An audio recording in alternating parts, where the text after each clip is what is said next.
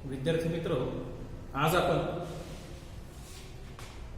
10th standard मधील science मधील gravitation या चॅप्टर मध्ये पुढील मुद्द्याला सुरुवात करीत आहोत। मुद्द्याचं नाव आहे मास अँड वेट।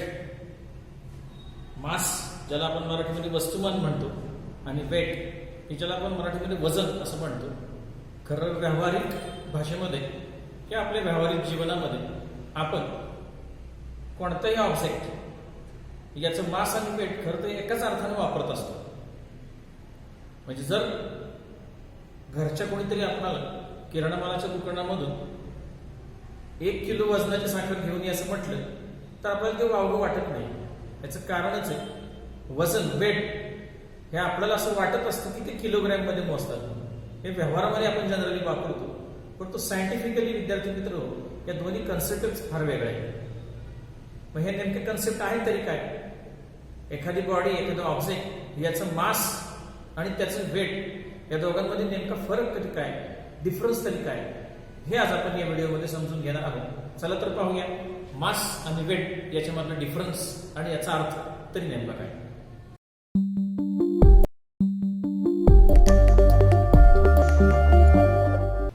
पाहतात विद्यार्थी मित्र, तुम्हाला इथं या समोर ग्लासबोर्डवर 2 वेगवेगळ्या बॉडीज इथं समोर मांडलेल्या आहेत। खरं पाहायला गेलं तर असं गृहीत धरू आपण 30 बॉडी आहे। एकदा तिच्यासाठीच्या कंडिशन्स वेगळ्या आहेत, दुसऱ्या वेळेला तिच्यासाठीच्या कंडिशन्स वेगळ्या आहेत। ज्या वेळेला इथून पहिल्या कंडिशन्स मध्ये पहा, या बॉडीवर कोणताच फोर्स अप्लाय होत नाही। ज्यावेळेला त्या बॉडीवर कोणताच फोर्स अप्लाय होत नसेल त्यावेळेला ती बॉडी कोणत्याही डायरेक्शन मध्ये ट्रॅव्हल करू शकते, तिच्यावर कसलंच बंधन राहणार नाही। मग ही बॉडी ही नुसती स्वतः एक काय असते तर दुसरं तिसरं काही नाही, एक अमाऊंट ऑफ मॅटर यांनी भरलेली असते। या बॉडीच्या आतमध्ये एक ठराविक अमाऊंट ऑफ मॅटर साठलेलं असतं। आता जगातली कोणतीही बॉडी, खरं तर बॉडी 2 प्रकारच्या असतात, एक लिव्हिंग थिंग्स किंवा नॉन लिव्हिंग थिंग्स, कोणतीही आपण घेऊ शकतो। लिव्हिंग थिंग्स असतील तर त्या सगळ्या कोणत्या मॅटरने बनलेल्या असतात तर त्या सेल्सनी बनलेल्या असतात। आणि नॉन लिव्हिंग थिंग्सचा विचार केला तर लक्षात येईल तुम्हाला ते छोट्या पार्टिकल कशाने बनलेले असतात तर त्या ऍटम्स आणि मॉलिक्युल्सने बनलेले असतात। मग कशाने बनलेले असू देत, लिव्हिंग थिंग ह्या सेलने बनलेले असू देत आणि नॉन लिव्हिंग थिंग्स या ऍटम्सने बनलेले असू देत। मग हा नंबर ऑफ सेल्स किंवा नंबर ऑफ ऍटम्स हे जे त्या बॉडीमध्ये कलेक्ट झालेले आहेत आणि ते तो जो काही साठा निर्माण झालेला आहे यालाच वेगळं काही नाही विद्यार्थी मित्र, याला the matter, the amount of matter present in that body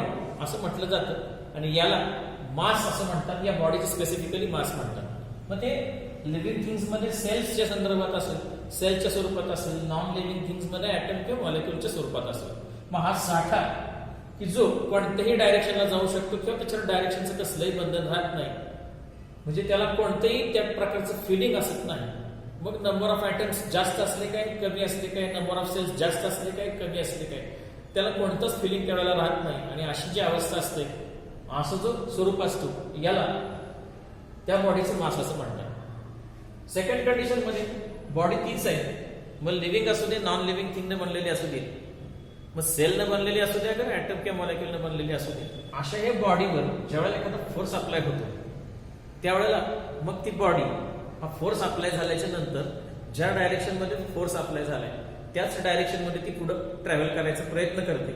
मग विद्यार्थी मित्र, अशा बॉडीला फोर्स अप्लाय केल्यामुळे एक वेगळ्या प्रकारचं फिलिंग प्राप्त होतं, त्याला एक वेगळं फिलिंग येतं। तुम्ही स्वतःवर अनुभव करून घ्या, तुमच्यावर जर एखाद्यानं फोर्स, एखादा बाहेरून एक्सटर्नली एखादा फोर्स अप्लाय केला तर मग तुमचं फिलिंग काय असतं बघा, चेंज होतं लगेच। फोर्स नसताना असणारं फिलिंग आणि फोर्स असताना असणारं फिलिंग ह्यात फरक असतो। आणि हे फिलिंग म्हणजे दुसरं तिसरं काही नाही विद्यार्थी मित्र, यालाच आपण आपल्या भाषेमध्ये वेट म्हणणार।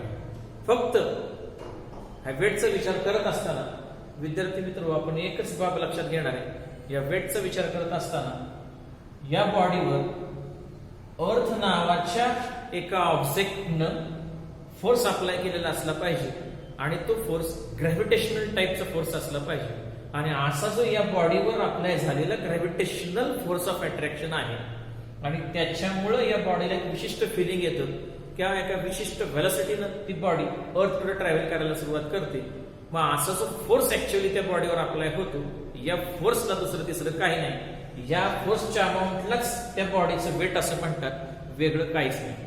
म्हणजे लक्षात आलं असेल तुम्हाला, फोर्सचा फॉर्म्युला पण विद्यार्थी मित्र तुम्हाला माहिती आहे, हा आपण मास इंटू ऍक्सेलरेशन असा देतो. परंतु आता इथं तुमच्या लक्षात आलं असेल की हे जे ऍक्सेलरेशन आहे हे या ग्रॅव्हिटेशनल फोर्समुळे आलेलं आहे. म्हणून आपण हे ऍक्सेलरेशन आहे ते ए असं लिहिण्याऐवजी जी असं आपण लिहितो. याच्या पाठीमागच्या लेक्चर्स मध्ये जर तुम्ही पाहिलं असेल की आपण ए ऐवजी जी लिहितो. हे कधी लिहितो की जे ऍक्सेलरेशन ड्यू टू ग्रॅव्हिटी किंवा ग्रॅव्हिटेशनल फोर्स जो अर्थचा असतो त्याच्यामुळे जर एखाद्या बॉडीमध्ये ऍक्सेलरेशन क्रिएट होणार असेल तर त्या ऍक्सेलरेशनला आपण जी असं बदलून लिहितो. आणि अशा पद्धतीनं फोर्स यालाच आपण वेट, आणि या वेटचा फॉर्म्युला तर आजपासून गृहीत धरणार आहोत की या वेटला W is equal to M into g अशा फॉर्म्युल्याने व्यक्त केलं जातं. म्हणजे आज लक्षात आलं असेल तुम्हाला की एखाद्या बॉडीचं मास म्हणजे काय आणि त्या बॉडीचं वेट म्हणजे नेमकं काय. म्हणजे मास याचा अर्थ या बॉडीमध्ये किती मॅटर सामावलेला आहे, किती अमाऊंट ऑफ मॅटर प्रेझेंट आहे त्याला मास म्हणतात. आणि ह्या अमाऊंटचा वापर करून याच्यावर जर असा जो साठा असणार मॅटर किंवा ऑब्जेक्ट असेल याच्यावर अर्थ किती फोर्स लावतो तो फोर्स मोजणं आणि व्यक्त करणं, या फोर्सच्या अमाऊंटलाच वेट असं म्हटलं जातं. असा हा मेन फरक मास आणि वेट मधला समजावून घेतला जातो. चला तर मग अजून मास आणि वेट मध्ये नेमका काय डिफरन्स आहे त्याची चर्चा करू. पहा विद्यार्थी मित्र, तुमच्या समोर मास आणि वेट यांच्यामधला डिफरन्स मांडण्याचा प्रयत्न केला. डेफिनेशन मध्ये मासची डेफिनेशन तुमच्या समोर डिस्प्ले केलेली आहे. The amount of matter present in the body is called age mass of the body. म्हणजे जी अमाऊंट त्या बॉडीमध्ये प्रेझेंट आहे, मग इन द सेलच्या स्वरूपात असेल किंवा मग ऍटम मॉलिक्युलच्या स्वरूपात असेल, तो जो साठा आहे त्या साठ्याला आपण त्या बॉडीचं मास असं म्हणतो. तर असं साठा असणारा, मॅटरचा साठा असणारी जी बॉडी आहे ती बॉडी अर्थ तिच्यावर जो ग्रॅव्हिटेशनल फोर्स लावते त्या फोर्समुळे ती ट्रॅव्हल अर्थच्या दिशेने होत असते. असा जो फोर्स त्या बॉडीवर अप्लाय होतो, the force with which the earth attracts the object. मग पृथ्वी किंवा अर्थ अशा ऑब्जेक्टला ज्या ग्रॅव्हिटेशनल फोर्स ऑफ अट्रॅक्शननी स्वतःकडे खेचते असा जो फोर्स असतो याला त्या बॉडीचं वेट असं म्हणतात. म्हणजे त्या बॉडीला आपल्याला कोणीतरी ओढतंय हे फिलिंग येत असते, आणि असं जे फिलिंग असतं आपल्याला कोणी ना कोणीतरी ओढत आहे, या फिलिंगलाच वेट असं म्हणतात. मासच्या बाबतीत अशी बॉडी असते तिच्यामध्ये मॅटर सामावलेलं असतं, परंतु तिला हे फिलिंगच नसतं, तिला कोणीच आपल्याकडे ओढत नाही, त्यामुळे ती कोणत्याही डायरेक्शन मध्ये फिरायला मोकळी असते. म्हणजे अर्थच्या ग्रॅव्हिटेशनल फोर्स ऑफ अट्रॅक्शनच्या पलीकडे जाऊन जर एखादी बॉडी तुम्ही व्हॅक्यूम मध्ये नेली तर तिथं तुम्हाला घ्या किंवा एखाद्या बॉडीला घ्या, अशा ठिकाणी नेल्यानंतर तुम्हाला जे फिलिंग येतं की तुम्हाला आपल्याकडे कोणीच ओढून घेऊ शकत नाही, तुम्ही स्वतः कोणत्याही डायरेक्शन मध्ये हिंडायला मोकळे झाला, अशी जी फिलिंग येते, अशी जी अवस्था असते तिला म्हणायचं त्या बॉडीचं मास असणारी अवस्था. आणि जेव्हा अर्थ अशा बॉडीला स्वतःकडे अट्रॅक्ट करते आणि अप्लाय करताना ग्रॅव्हिटेशनल फोर्स अप्लाय करते आणि त्याच्यामुळे ती बॉडी त्या फोर्समुळे अर्थकडे ट्रॅव्हल करायला सुरुवात करते, असा जो फोर्स आहे, असं जे फिलिंग आलं त्या बॉडीला त्या फोर्समुळे, त्याला आपण वेट असं म्हणणार आहे. साधारणपणे मास असणारी जी बॉडी असते तिच्यावर कोणतंच डायरेक्शनचं बंधन नसतं, त्यामुळे त्याला स्केलर क्वांटिटी म्हणतात. तर वेट म्हणजे तुम्हाला माहिती आहे फोर्स आहे, त्या बॉडीला अर्थकडे जाण्याला भाग पाडणारा जो फोर्स आहे, म्हणजे त्याला स्पेसिफिक डायरेक्शन आहे. तुम्हालाही माहिती कोणताही ऑब्जेक्ट अर्थकडे ज्या वेळेला ट्रॅव्हल करतो, अर्थ तिच्यावर फोर्स अप्लाय करते, त्या फोर्सचं डायरेक्शन हे नेहमी त्या अर्थच्या सेंटर ऑफ मासकडे असतं. The direction is always towards the centre of the mass. म्हणजे असं जे डायरेक्शन वेटला मिळतं ते डायरेक्शन स्पेसिफिक असतं आणि ते अर्थच्या सेंटर ऑफ मासकडे जाणार असतं, त्या दिशेला त्या डायरेक्शनला जाणार असतं, म्हणजे याला डायरेक्शन असतं. म्हणून याला व्हेक्टर क्वांटिटी असं म्हणतात. जनरली मास डिनोट करताना स्मॉल एम न करतात, वेट डिनोट करताना मात्र कॅपिटल W यानं करतात. म्हणजे किमान माहीत असणं गरजेचं आहे. मास मोजत असताना तो मॅटर मधला साठा किती आहे हे मेजर करताना दोन्ही युनिट्स मध्ये MKs मध्ये किलोग्रॅम आणि CGS मध्ये ग्रॅम मध्ये मोजतात. या दोघांमधलं नातं पण आपल्याला माहिती आहे. 1 किलोग्रॅम घेतलं तर साधारणपणे 10⁻³ ग्रॅम्स असं या दोघांमधलं रिलेशन असतं. तर वेट मोजताना हे नकळतपणे फोर्सच आहे, वेगळं काहीच नाहीये. वेट म्हणजे मुळातच फोर्स आहे. त्यामुळे फोर्सची युनिट हीच वेटची युनिट असतात, वेगळी नाही. म्हणून MKS सिस्टीम आणि CGS सिस्टीम या दोघांमध्ये न्यूटन आणि डाइन ही क्रमानं अनुक्रमे त्यांची काय आहे तर त्यांची युनिट्स आहेत. आणि तुम्हाला माहिती आहे न्यूटन म्हणजे काय असतं, kilogram into metre per second square. Dyne म्हणजे gram into centimetre per second square असतं. दोघांमधलं relation 1 newton is equal to 10⁵ dyne असं असतं. आणि फॉर्म्युला सांगायला गेलं तर मासला काही फॉर्म्युला असण्याचे कारण नाही. ही मुळातच बेसिक फिजिकल क्वांटिटी आहे. त्याच्यामुळं बेसिक फिजिकल क्वांटिटीजना फॉर्म्युला नसतो हे लक्षात ठेवा. ते स्वतःच्या ओन असतात. आणि अशा अनेक बेसिक फिजिकल क्वांटिटीवर डिपेंड असणारे जे डिराइव्ड क्वांटिटी असतात त्यापैकी ही एक वेट नावाची. म्हणजे अजून एक डिफरन्स तुम्हाला कळाला की ही बेसिक आहे, ही फिजिकल क्वांटिटी आहे, ती बेसिक आहे. आणि ही मात्र डिराइव्ड आहे, ही डिराइव्ड फिजिकल क्वांटिटी आहे. आणि त्याचा फॉर्म्युला मुद्दाम तुमच्या समोर मग रिप्लेस केलाय. फोर्सचाच फॉर्म्युला असतो खरं तो. म्हणजे तुम्हाला माहिती याच्या आधी आपण पाहिला फोर्सचा फॉर्म्युला मास इंटू ऍक्सेलरेशन असतो. आणि हा ऍक्सेलरेशन आपण अर्थमुळे जी मध्ये कन्वर्ट केला आणि असा फॉर्म्युला आपण इथे क्रिएट केला. तर हाही तुम्हाला माहित असणं गरजेचं आहे. या फॉर्म्युला तुमच्या समोर मांडण्याचा प्रयत्न केला की ज्याच्यामध्ये जी ची व्हॅल्यू आहे ही आपण याच्या पाठीमागच्या लेक्चरमध्ये स्टँडर्ड फॉर्म्युला आहे तुम्हाला माहिती. कॅपिटल G युनिव्हर्सल कॉन्स्टंट आहे, मास ऑफ द अर्थ. आणि रेडियस, खरं रेडियस नसते ती, ऑब्जेक्टचं त्या सेंटर ऑफ मास पासून अर्थच्या असणारं डिस्टन्स असते. हे डिस्टन्स आहे त्याचा स्क्वेअर. आणि ही व्हॅल्यू आपण जनरली काढतो अर्थ साठीची काढलेली आहे हे आपल्याला माहिती आहे. अप्रॉक्सिमेटली साधारणपणे G ची व्हॅल्यू ही आपण 9.8 मीटर पर सेकंड स्क्वेअर ही आपण काढलेली आहे, ही शोधलेली आहे, तुम्हालाही माहिती आहे.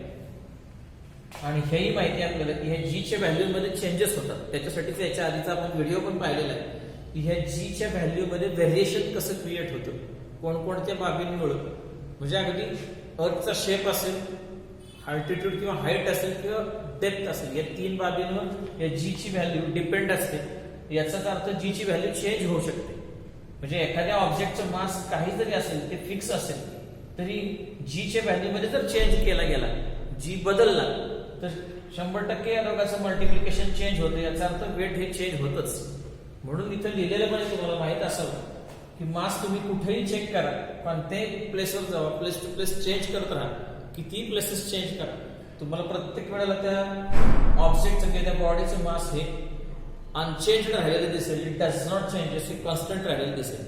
म्हणजे हे बदलत नाही कधी. परंतु वेट मात्र तुम्हाला प्लेस बदलली, जागा बदलली की मास जरी चेंज होत नसलं तरी या G ची व्हॅल्यू आहे ती चेंज होते. आणि हे G ची व्हॅल्यू चेंज होण्यासाठी कारणीभूत असणारे हे 2च घटक आहेत. त्यातला हा युनिव्हर्सल कॉन्स्टंट कधीच चेंज होत नाही. परंतु मास, अर्थचं मास आणि त्या ऑब्जेक्टचं अर्थच्या सेंटर पासूनचं असणारं डिस्टन्स, हे या दोघांमध्ये जर आपण चेंज केला तर निश्चित पद्धतीनं G मध्ये चेंज होतो. आणि मग G मध्ये चेंज झाला की त्या बॉडीच्या वेट मध्ये 100% चेंज होतो. म्हणून असं म्हणतात की weight is always changes place to place. चला तर मग आता असं गृहीत धरूया की तुम्हाला मास आणि वेट मधला बऱ्यापैकी डिफरन्स समजला असेल. मग याच्यावर आधारित आता आपल्याला तुमच्या टेक्स्टबुक मध्ये काही 2 क्वेश्चन्स विचारलेले आहेत, हे सोडवण्याचा प्रयत्न करू. आणि मग लक्षात येईल तुम्हाला की मास आणि वेट मध्ये आणखीन डिफरन्स काय काय आहे. अजून खोलात चर्चा करूया. चला पाहूया एक्झाम्पल्स. पहा विद्यार्थी मित्र, तुमच्या टेक्स्टबुक मधला एक छोटासा क्वेश्चन. विल युअर वेट, तुमचं वेट रिमेन कॉन्स्टंट, हे अनचेंज्ड, न बदलणार, कॉन्स्टंट, स्थिर असं राहू शकेल का as you go about the surface of the अर्थ. म्हणजे अर्थच्या सरफेस पासून तुम्ही वर वर वर वर जायचा प्रयत्न केला तर तुमच्या स्वतःच्या वेट मध्ये काही फरक पडेल का, असा साधा क्वेश्चन आहे, सिंपल आहे.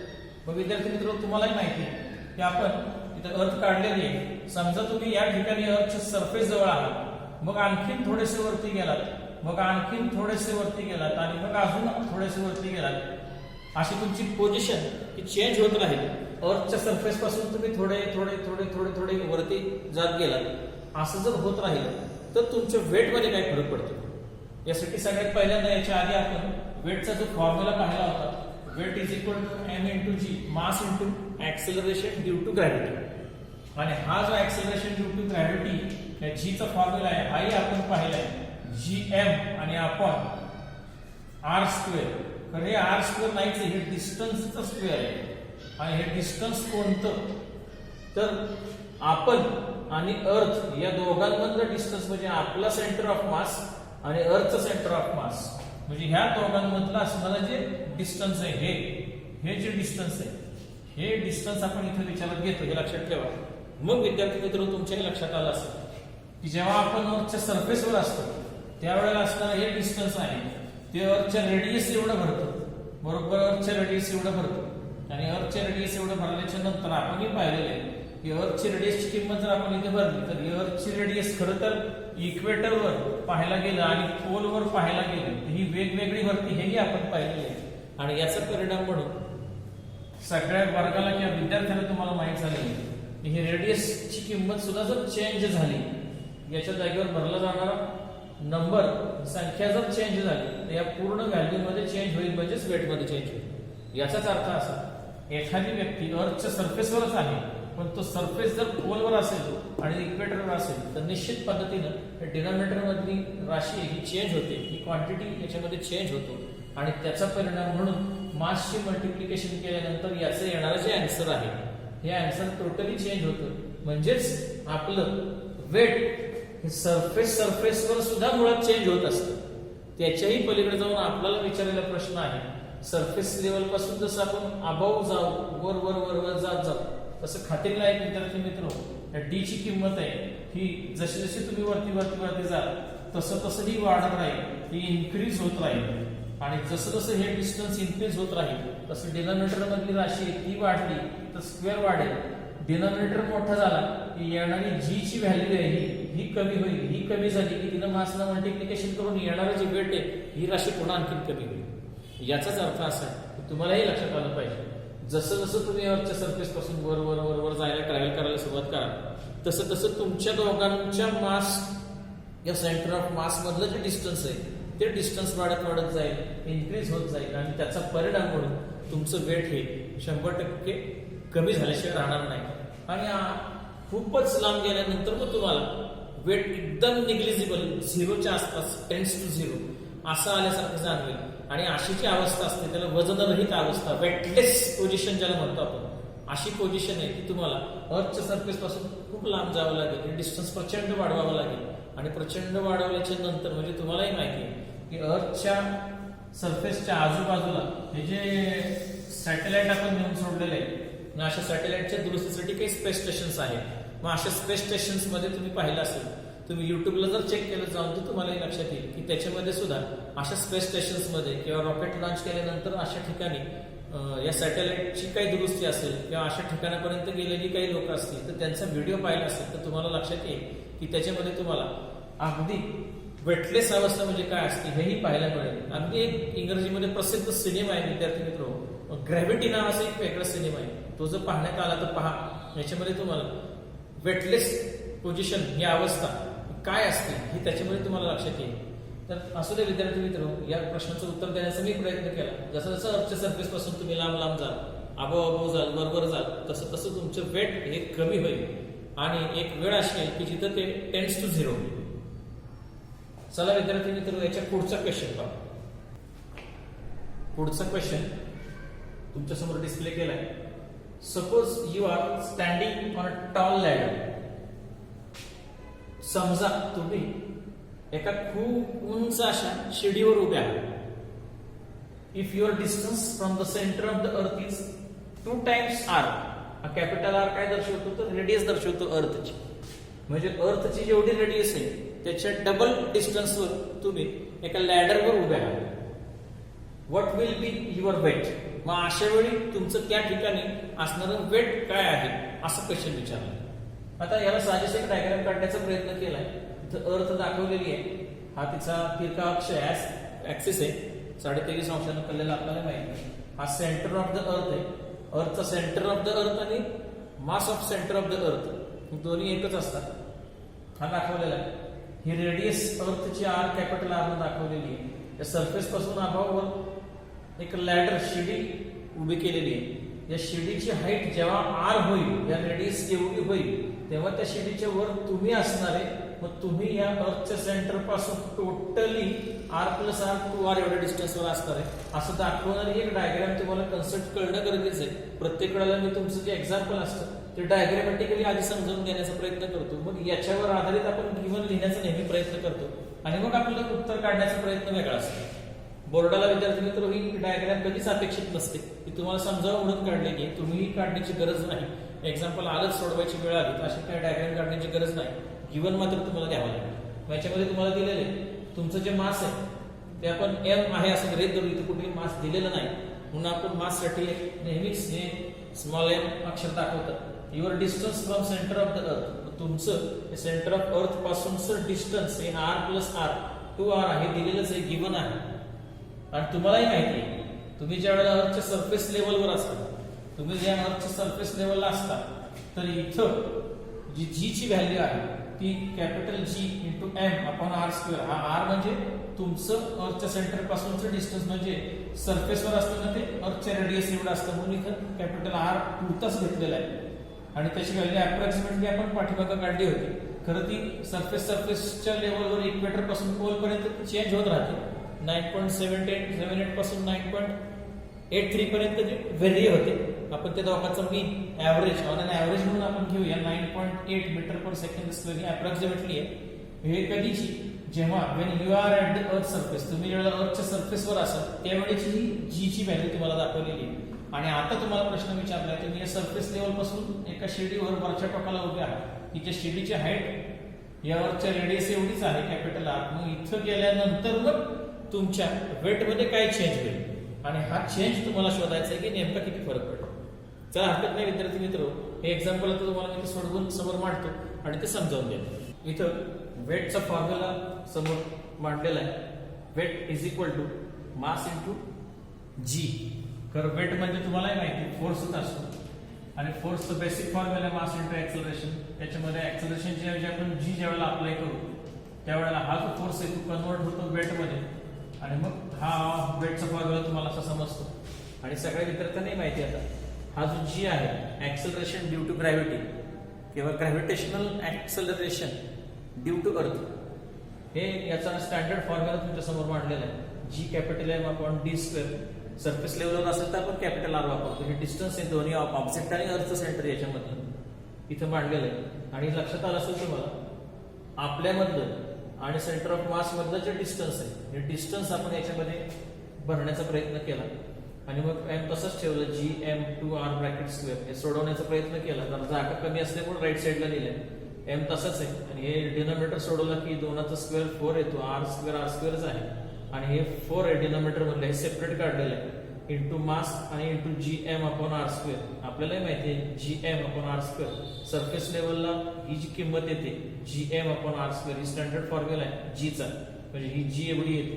आणि तुम्हालाही माहिती आहे आता सरफेस लेवलवर असणारा जी आणि त्याने जर एम ला मल्टिप्लाय केलं तर हे वेट येतं. वेटचाच फॉर्म्युला आहे एम इंटू जी, पण हे सरफेस लेवलवर असणारं वेट आहे हे माहित असणं गरजेचं आहे.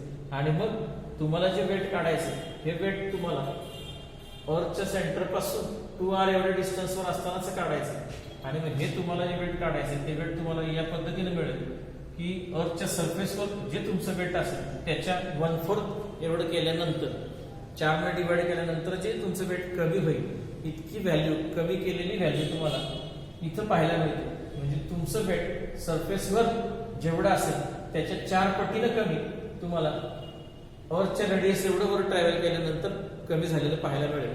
आणि हेच इथं मांडण्याचा प्रयत्न केला आहे. Your weight is 1/4 times the weight on earth surface. म्हणजे तुमचं जे अर्थच्या सरफेसवर असणारं वेट आहे त्याच्यापेक्षा निश्चित ते 4 पटीने तुम्हाला कमी झाल्याचं दिसेल. म्हणजे अर्थच्या सरफेस पासून जसं तुम्ही बरोबर जाल तसं तसं तुम्हाला तुमचं वजन कमी झाल्याचं दिसेल. हे वेगळा कशाचा परिणाम नाही. जसं तुम्ही अर्थ पासून लांब जाल तसं अर्थ तुम्हाला स्वतःकडे जे अट्रॅक्ट करून घेते, तो जो फोर्स अप्लाय करते त्या फोर्सची व्हॅल्यूच मुळात कमी होते आणि त्याचा परिणाम म्हणून मग तुम्हाला जो फोर्स अप्लाय होतो तो कमी झाल्यामुळे वेट आपोआप कमी झाल्यासारखं जाणवतं आणि अशा पद्धतीने तुमच्या समोर हे मांडण्याचा प्रयत्न केलेला आहे. मग तुम्हाला खरं तर हे एक्झाम्पल आणखीन वेगवेगळ्या प्रकारे विचारू शकतील. हे 2R सांगितलंय, 3R सांगतील, अर्थ आहे त्याचं मास चेंज करतील, रेडियस चेंज करतील, डिस्टन्स चेंज करतील आणि तुम्हाला तुलना करायला सांगतील. एखाद्या वेळेला एक प्लॅनेटच चेंज करतील, हा ग्रहच चेंज करतील, दुसऱ्या कुठलं तरी एक सेलेस्टियल ऑब्जेक्ट अवकाशामधून दुसरी कोणती तरी वस्तू घेतील, अगदी चंद्र घेतील, उपग्रह किंवा एखादा ग्रह तो पाहिजे असेल, सॅटेलाइट आपला हा नॅचरल सॅटेलाइट आहे मून नावाचा तो घेतील किंवा दुसरा एखादा प्लॅनेट घेतील, कोणताही मार्स घेतील, कोणताही घेतील आणि त्याचं वर्णन सांगतील आणि मग तुम्हाला तिथं तुम्हाला त्याचं वजन किती हे काढायला सांगतील. चला विद्यार्थी मित्र, हे उदाहरण तुम्हाला समजले असे गृहीत धरू आणि ह्या अर्थ पेक्षा वेगळं असणारं एक एक्झाम्पल आपण आता याच्या पुढे सोडवूया, म्हणजे तुम्हाला लक्षात येईल. आता ही फक्त अर्थचीच एक्झाम्पल्स आहेत सगळी. अर्थ सोडून आपण थोडंसं बाजूला जाऊ आणि एक नवीन एक्झाम्पल पाहू की ज्याच्यामध्ये तुम्हाला वेट काढायला सांगितले आणि हे किती येतं आणि तुलनेने हे किती असतं याची चर्चा करू. पहा विद्यार्थी मित्र, पुढचं एक्झाम्पल तुमच्या समोर मांडलंय. If a person weighs 750 newton on earth, म्हणजे एखादी व्यक्ती आहे, त्या एखाद्या व्यक्तीचं अर्थवरचं असणारं जे वेट आहे हे 750 न्यूटन एवढं तुम्हाला देव केलेलं आहे. पुढे जाऊया. How much would be his weight, त्याच व्यक्तीचं वेट किती असेल ऑन मून, चंद्रावर. म्हणजे हीच व्यक्ती जर हिच्या भोवती फिरणारा जो चंद्र आहे, अशा चंद्रावर जर हीच व्यक्ती नेली तर या व्यक्तीचं वेट किती असेल असा प्रश्न विचारलाय. त्यासाठी आणखी माहितीपूर्वक काय दिली पहा. गिव्हन दॅट, इथं काय दिलेलं आहे, moons mass is 1/81 of that of the अर्थ, म्हणजे अर्थचं जेवढं मास असेल त्याच्या याचं मास आहे हे मास ऑफ मून हे दिले 1/81 टाइम्स मास ऑफ अर्थ हे देण्याचा प्रयत्न केलाय. ही अक्षर मुद्दाम अशी वापरलेली आहेत की तुम्हाला कळण्यासाठी. स्मॉल एम हे मास डिनोट करतं, कॅपिटल एम हे मून हे डिनोट करतं, हे मास डिनोट करतं आणि अर्थ डिनोट करतं कॅपिटल ई. हा संबंध दिलाय. त्याच पद्धतीनं अँड इट्स रेडियस इज, म्हणजे ह्या मूनची जी रेडियस आहे ही जी रेडियस आहे ही रेडियस ऑफ मून अशी दिलेली ही 1/3.7 टाइम्स रेडियस ऑफ अर्थ, म्हणजे ही अर्थची जी रेडियस आहे त्याच्या एवढ्या टाइम्स दिलेली आहे. म्हणजे ही जी अर्थची रेडियस आहे याच्या मानाने ही रेडियस इतक्या पटीने कमी असं दिलेलं आहे. आणि मग तुम्हाला विचारलंय की हीच व्यक्ती जर पृथ्वीवरून चंद्रावर गेली, त्याच्या सरफेसवर पोहोचली तर इथं त्याचं वेट काय असेल. त्यासाठी गिव्हन असणारे बाबी तुमच्या समोर मांडलेले आहे. डब्ल्यू इंडिकेट करतो weight of a person on earth, अर्थवर एखाद्या पर्सनचं वेट किती आहे यासाठी हे दाखवलेलं गेलेलं आहे. इज इक्वल टू 750 न्यूटन हे दिलेलं आहे. हे आत्ताच तुम्हाला इथे सांगितलं मास किती आहे आणि रेडियस किती पटीनं आहे हे तुम्हाला समोर सांगितलं, तेच इथे गिव्हन मध्ये लिहिलंय. आणि विचारलंय याच पर्सनचं वेट विचारलं, फक्त ते अर्थवर न विचारता मूनवर किती असेल विचारलं. या उदाहरणामध्ये विद्यार्थी मित्र तुम्हाला लक्षात असणं गरजेचं आहे, ही जी व्यक्ती आहे त्याचं जे मास आहे ते अर्थवरचं असेल आणि याच व्यक्तीचं जे मास आहे जे मूनवरचं असेल. हे दोन्ही मासेस, म्हणजे तुम्हालाही माहिती मास तुम्ही जागा कितीही बदललाय, प्लेस टू प्लेस कितीही चेंज झाला तरी जे त्या व्यक्तीचं त्या पर्सनचं जे मास आहे ते कधीही चेंज होत नाही, इट रिमेन्स कॉन्स्टंट, म्हणजे ते सेमच असतं. म्हणजे या दोन्ही बाबी सेम असतात. हे प्रथम तुम्हाला माहित पाहिजे की मास ऑन अर्थ आणि मास ऑन मून, आणि हेही कोण असतं त्या पर्सनचं. म्हणजे अगदी तुम्ही पीई लिहिलं तरी चालेल, नाही लिहिलं तरी तुमच्या गोष्ट लक्षात येण्यासारखी आहे. हे कळणं फार गरजेचं आहे. चेंज करतोच तुमच्या लक्षात येण्यासाठी. हे मास ऑफ पर्सन ऑन अर्थ and mass of person on moon, he mass unchanged असतं, कधी चेंज होत नाही, हेही तुम्हाला माहिती आहे. आता या गिव्हनचा वापर करूया आणि एक्झाम्पल सोडवण्याचा प्रयत्न करू. हे एक्झाम्पल तुमच्या समोर मांडण्याचा प्रयत्न करतो, सोडवण्याचा प्रयत्न करतो. पहा हे सोडवून दिलेलं एक्झाम्पल कसं दिसतंय हे पाहिल्यावर लक्षात येईल तुमचं की हे किचकट आहे जरा. असू दे, हरकत नाही, आपण ते सोपं करून समजावून घेण्याचा प्रयत्न करू. चला पहा, तर सगळ्यात पहिल्यांदा weight of a person on moon, चंद्रावर एखाद्या व्यक्तीचं वजन पाहिजे असेल तर त्याच्यासाठीचा जो स्टँडर्ड फॉर्म्युला आहे आपल्याला माहिती. वेटचा जो स्टँडर्ड फॉर्म्युला आहे तो weight is equal to mass into gravity. W is equal to M into g. फक्त या दोन्ही गोष्टी विचारात घेताना त्या ठिकाणच्याच घ्यायच्या असतात. म्हणून इथं विचारात घेताना पर्सनचं मासच आहे, पण ते मूनवरच आहे, कारण आपण मून साठीचं वेट काढायला निघालो आणि ऍक्सेलरेशन ड्यू टू ग्रॅव्हिटी ही सुद्धा मूनचीच वापरलेली आहे. मग तुम्हालाही माहिती आहे की हा जो फॉर्म्युला आहे याच्यामध्ये असणारी जी ची किंमत आहे ऍक्सेलरेशन ड्यू टू ग्रॅव्हिटी, ज्याला जी म्हणतो आपण, त्याचा स्टँडर्ड फॉर्म्युला पण आपण शिकलेला आहे. तर हा स्टँडर्ड फॉर्म्युला इथे वापरण्याचा प्रयत्न केलाय आणि हा मून साठी अप्लाय केलाय. हा कॅपिटल जी हा युनिव्हर्सल कॉन्स्टंट आहे. मास ऑन मून आणि रेडियस ऑफ मून हे इथं वापरण्याचा प्रयत्न केलाय. हे दोन्हीही आपण म्हणजे मास मून साठीच आणि रेडियस पण मून साठीच घेतलेली. हा स्टँडर्ड फॉर्म्युला याची किंमत आपण इथं चेंज केलेली आहे. आता हे सगळं आलेलं आहे, हे सगळं मून साठीच आहे, पण आपण हे सगळं रिप्लेस करून अर्थ मध्ये रिप्लेस करूया. काय दिसेल बघा, तुमच्या लक्षात येईल. Mass of a person on moon, मूनवर एखाद्या व्यक्तीचं जर मास आहे ते अर्थ मध्ये कन्वर्ट करायला गेला तर तुम्हालाही माहिती आहे की एखाद्या व्यक्तीचं, एखाद्या पर्सनचं अर्थवरचं मास काय आणि मूनवरचं मास काय, दोन्ही नाही कुठेही जगामध्ये जातो युनिव्हर्स मध्ये, त्याच्या मास मध्ये कधी काही चेंज होणार नाही. त्याच्यामुळे हे मास मी रिप्लेस केले अर्थच्या मास, पर्सनचं अर्थवरचं मास, कारण हे दोन्ही सेम असतं. आहे असं रिप्लेस केलंय, आजी आहे असं ठेवलेलं आहे. आणि हे जे मास आहे मूनचं तुम्हाला दिलेलं आहे, अर्थचं जे मास आहे त्याचे 1/81 टाइम्स आहे, त्याच्यामुळे हे एम च्या जागेवर हा एम रिप्लेस केलाय. आणि रेडियस आहे ही सुद्धा तुम्हाला दिलेली आहे, अर्थची जी रेडियस आहे त्याचे 1/3.7 टाइम्स आहे, त्याच्यामुळे ही किंमत इथे रिप्लेस केलेली आहे, ब्रॅकेट स्क्वेअर मांडलेला आहे. बाकी पुढे सॉल्व्ह करण्याचा प्रयत्न केलाय. हे आहे असंच आहे, 1/81 सेपरेट, फक्त हा कंस काढून टाकला. इथे गेल्यानंतर हे डबल आहे, 1.37 दोन वेळा मांडण्याचा प्रयत्न केलाय, मल्टिप्लाय बाय आर स्क्वेअर. हे न्यूमरिकल्स, हे नंबर्स आहेत, हे सेपरेट काढलेले आहेत. सेपरेट काढल्यानंतर लक्षात येईल की हा न्यूमरेटरचा जो नंबर आहे 1/81 तो आहे ऍज ठेवलाय आणि भागिलेचे बाब आहे ती उलटून गुणिले केलेली. बऱ्याच विद्यार्थ्यांना हे लक्षात येत नाही की हे 1/81 आहे न्यूमरेटर मध्ये आहे आणि 1/3.7 आहे ते डिनॉमिनेटर मध्ये आहे. असं जर असेल काय करतात, भागिले म्हणजे उलटून गुणिले, म्हणजे हे 1/81 आहे, हे उलटून गुणिले म्हणजे 3.7 वर आणि हे खाली येते. म्हणजे अशा तऱ्हेने हे चेंज केलेलं आहे, 3.7 डबल मांडण्याचा प्रयत्न केलाय. हेही माहित असणे विद्यार्थी मित्र गरजेचं आहे. हे कन्व्हर्जन कसं करतात, बऱ्याच विद्यार्थ्यांना अपूर्णांकांची सवय नसते अजून तेवढी. मग हे सगळे नंबर एकत्र केलेले आहेत आणि मग राहिलेला सगळा जो भाग आहे मास ऑफ अ पर्सन ऑन अर्थ, हे सगळं अर्थ मध्ये कन्वर्ट झालेलं पाहायला मिळेल तुम्हाला. G M E R E हे सगळं अर्थच्या रिस्पेक्ट टू सगळं आहे. याच्यामध्ये हा जो स्टँडर्ड भाग आहे हाही माहिती तुम्हाला विद्यार्थी मित्र. तर हा जो नंबरचा भाग आहे ही आकडेमोड आहे, याचं उत्तर सोडवल्याच्या नंतर मुद्दाम मी जरा वेगळ्या सेपरेट टाईप मध्ये आणण्याचा प्रयत्न केलाय. 1/5.9 असं काढलंय, multiply by mass of a person on अर्थ हा सेपरेट ठेवलेला आहे. आणि हा जो भाग आहे स्टँडर्ड फॉर्म्युला आहे, हा अर्थ साठीचा आहे, त्याच्यामुळे आपण ही ग्रॅव्हिटी ड्यू टू अर्थ असा विषय केलेला आहे. आणि तुम्हालाही माहिती आहे अर्थसाठी मास आणि अर्थची ग्रॅव्हिटी या दोघांचं मल्टिप्लिकेशन केलं तर अर्थवर त्या पर्सनचं वेट मिळतं. हा वेटचा स्टँडर्ड फॉर्म्युला आहे, W is equal to M into g. हे सगळं विथ रिस्पेक्ट टू अर्थ आहे. हे अर्थसाठी ह्या दोघांचं कॉम्बिनेशन करून इथे मांडलेलं आहे. म्हणजे लक्षात आलं असेल तुम्हाला की हे फॉर्म्युला 1/5.9 हे पर्सनचं अर्थवरचं जे वेट आहे हे आपल्याला देऊ केलं एक्झाम्पल मध्ये, साधारण 750 न्यूटन्स असं दिलेलं आहे. आणि मग याला मल्टिप्लिकेशन केल्याच्या नंतर येणारा आन्सर 126.8 न्यूटन असं आलेलं आहे. याचा अर्थ लक्षात येईल तुम्हाला की त्या पर्सनचं जे वेट आहे मूनवर, चंद्रावरचं असणारं वजन आहे ते 126.8 न्यूटन आलेलं आहे आणि अर्थवर मात्र 750 न्यूटन्स आहे. म्हणजे 750 न्यूटन हे अर्थवर भरतं, जास्त भरतं, कारण अर्थची साईज मोठी आहे, तिची रेडियस मोठी आहे, तिचा मास मोठा आहे, ऑब्जेक्टच मुळात मोठा आहे. मोठ्या ऑब्जेक्टमुळे एखाद्या पर्सनवर लावलेला फोर्स आहे तो सुद्धा मोठाच होणार.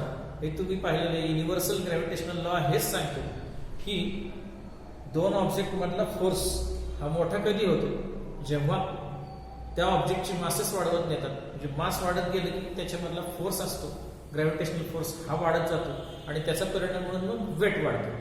म्हणजे हेही लक्षात घ्या, चंद्र हा छोटा आहे पृथ्वीपेक्षा आणि पृथ्वी ही आकाराला मोठी आहे. दोघांची तुलना तर इथे करून दाखवलेलीच आहे, पण अप्रॉक्सिमेटली तुम्हाला इथं समोर सगळ्यांची तुलना करून दाखवतो मी की हे जे वेट आहे हे एखाद्या पर्सनचं जर मूनवरचं वेट हवं असेल तुम्हाला तर याची तुलना करता येते 1/5.9. आता अप्रॉक्सिमेटली 5.9 आहे, तर मी हे 5.9 जे आहे ते अंदाजे 6च्या आसपास गृहीत धरतो आणि इथे 6 असं लिहितो आणि हे मल्टिप्लाय बाय वेटच आहे त्याच पर्सनचं पण अर्थवरचं.